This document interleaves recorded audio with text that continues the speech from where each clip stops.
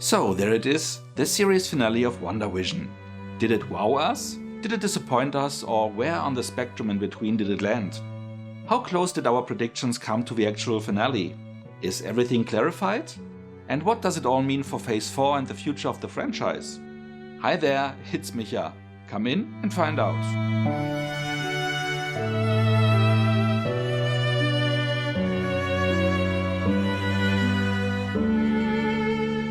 As this is the last episode, I can't make any predictions for next week, but make some for the next entries in Phase 4. With the Falcon and the Winter Soldier coming soon, I will be back with at least one video for the pilot and one after the last episode. If there is enough mystery to theorize about or other things to talk about, I may do one for each of the 6 episodes. We'll see. For now, let's have one last go at WandaVision.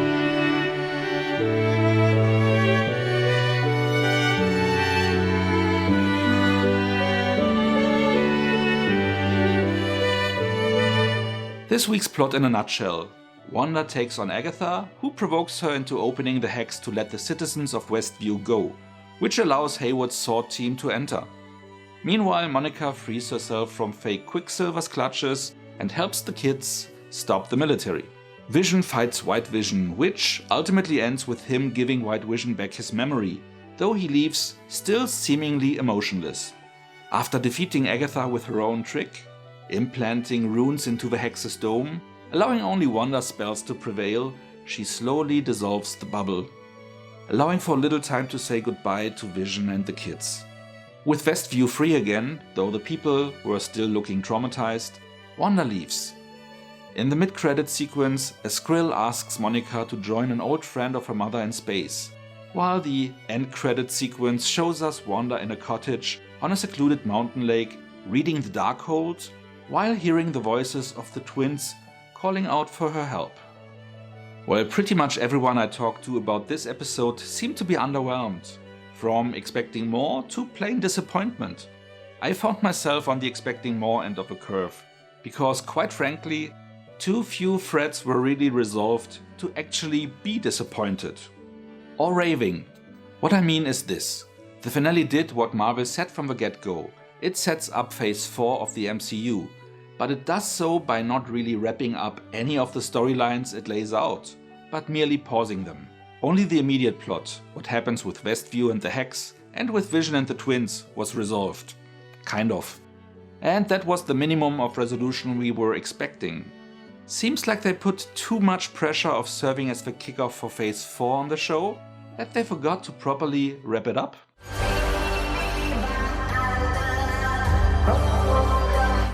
All the other threads are still unsolved, to be touched again in other projects, while we have little to no details on what will happen next.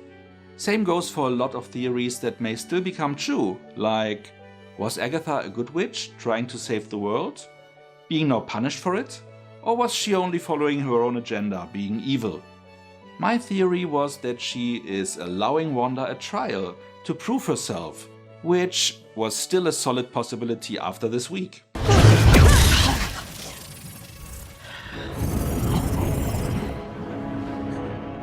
They take power from the undeserving.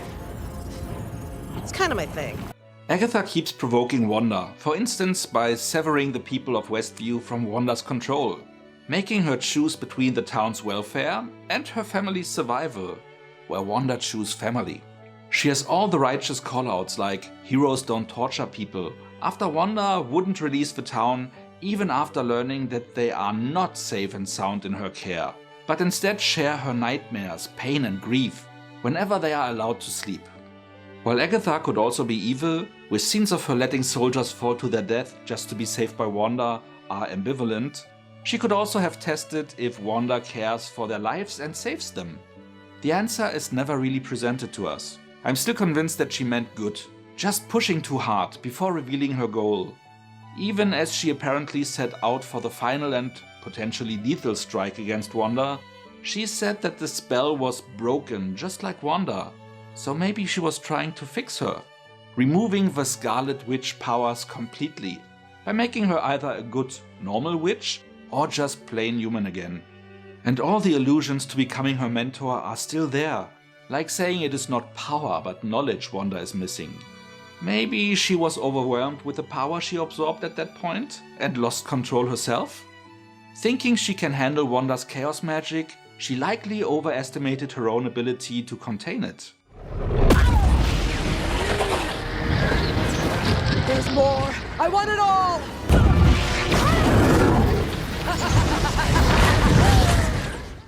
As Wanda imprisons Agatha in the mindset of the nosy neighbor, I'm sorry. Agatha says, No, you're not. You're cruel. which may potentially turn out to be true in hindsight. Agatha also tells Wanda she will need her help, as she has no idea what she just unleashed.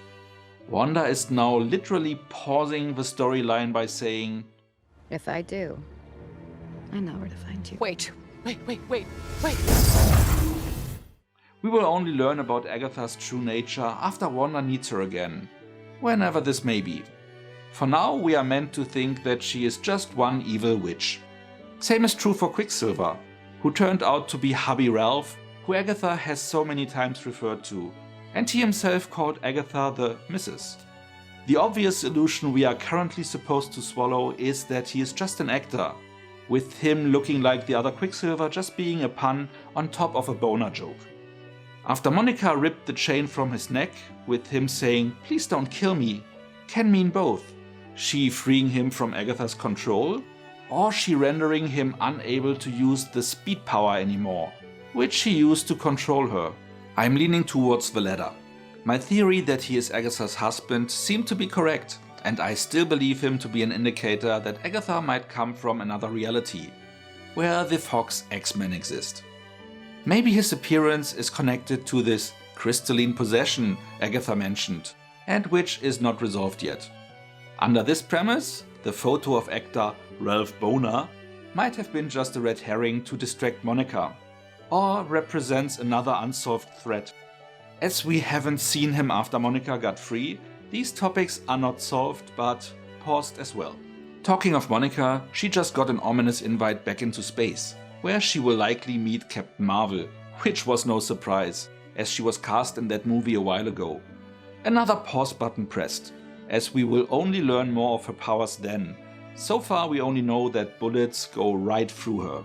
Regarding Vision's plotline, I was correct that White Vision's memories were just blocked and can be brought back. But the two didn't just merge as hoped. With Wanda's version of Vision vanishing at the end of the episode, we know that there is still a Vision out there, who, based on their conversation, is missing the Mind Stone to become whole again. Before the created version of Vision dissolves, he asks what he is, which Wanda answered, among others, "The piece of the Mind Stone that lives inside me." So with that part still living inside her, she can likely make White Vision whole again, which in my theory could have happened directly between the two Visions. Again, the plotline is just paused for now, for dramatic effect I guess. This is also highlighted by Hex Vision's last words being, "I was a voice without a body but not human, and a memory made real. I'm curious what I will be next." And We have said goodbye before, so it stands to reason. We'll say hello again. therefore, So long, darling. which is not giving much away, as the other Vision is already there. All of these pause situations may have a fantastic payoff along the way, but have no payoff right now, which of course affects the reception of the final episode and influences the rating score, as, again, a rating can only be given for what already was shown to us. Let's take this as a segue to the plot holes and story points that, at least for now, might not really make sense but might turn out logical later. Why is White Vision, after saying and realizing, "I am Vision," just leaving, neither helping Wanda nor confronting Hayward? And how did they even manage to program White Vision and to use him as a weapon? He is a hybrid of organic material and vibranium. One of a kind, but they managed to send him in to kill Wanda and Vision, no questions asked? And then he can just stop his programming due to computing errors? That seemed weak. By the way, what was Hayward's deal? He wanted Vision as a weapon and made some good points actually by telling Wanda that Vision is government property, at least his dead body. Why was he trying to make Wanda a bad guy? Why send Monica to Westview? Why kicking her, Darcy and Jimmy out in the middle of the investigation? What was he even doing there? He had the body of Vision all along. He knew the Vision inside is not real, so lying, intriguing and sticking around just to eventually get power from Wanda to use for the reanimation? If he was just frank from the start, he wouldn't even have landed himself in prison. The whole cover-up was unnecessary. He became even cartoonishly evil in the end, shooting at children for no reason. Nothing in his motivation makes any sense. Yet. So either the writers were sloppy creating his character, or there is more to come, aka another pause button pressed. How was Jimmy captured? Did I miss that in the previous episode? And why would they leave him unguarded so he could call his FBI buddies? Just keep him chained up where you can see him. And nice that everyone conveniently showed up when they were needed, right? Vision, after being on his way home for 2 episodes, turns up exactly as White Vision tries to kill Wanda. And I was told you were powerful. Monica gets free exactly when Hayward shoots the kids, there to rescue them, while a moment later Darcy arrives, just as Hayward wanted to drive into Monica and the twins. That looked like a series of Deus Ex Machina moments. And let's have a last quick look at Wanda. Apparently Agatha's therapy worked fine, as in the end, after not letting go and causing so much pain, Wanda was quite calm when she decided to set things right again. Which doesn't include making it right for her family.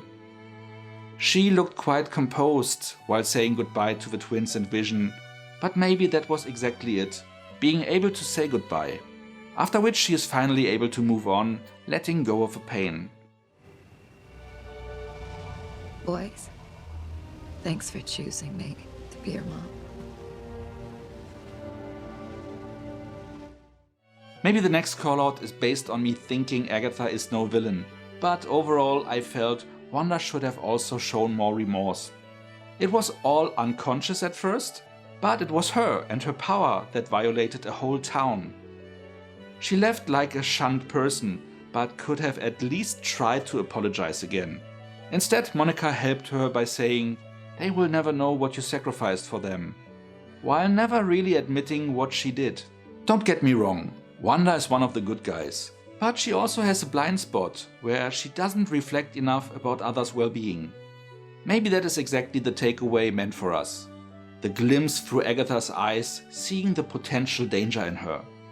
And that is why she had to leave to learn to control her powers, in isolation, where she heard the kids screaming for help. But if the kids weren't real, where did Wanda locate them? Is this something that will be addressed in the distant future, in another phase of the MCU? Or is the sound of Wanda rushing away at the end an indicator that this will be resolved in the next Doctor Strange movie? Overall, the setup for the next Doctor Strange is a bit weak. I would have expected more details on what we can look forward to. Everyone was expecting Cumberbatch in a cameo to give more context, as the studio teased to have a big star appearing in the finale, which turned out to be a hoax. There was also no segue to the Falcon and the Winter Soldier, which surprised me. No Reed Richards cameo, not even the different colors in the magic practitioners were addressed. So there might be something we learn around that in the future, but it is paused for now as well.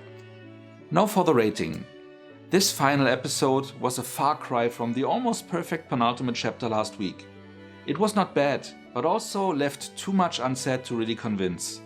With a show titled WandaVision, I at least expected the situation between them to be figured out at the end, but that was just one of many topics put on hold. Overall, I really enjoyed the show and applaud them for sticking with their ambitious concept, even in the beginning, where they were consciously taking the risk of alienating fans and casual viewers.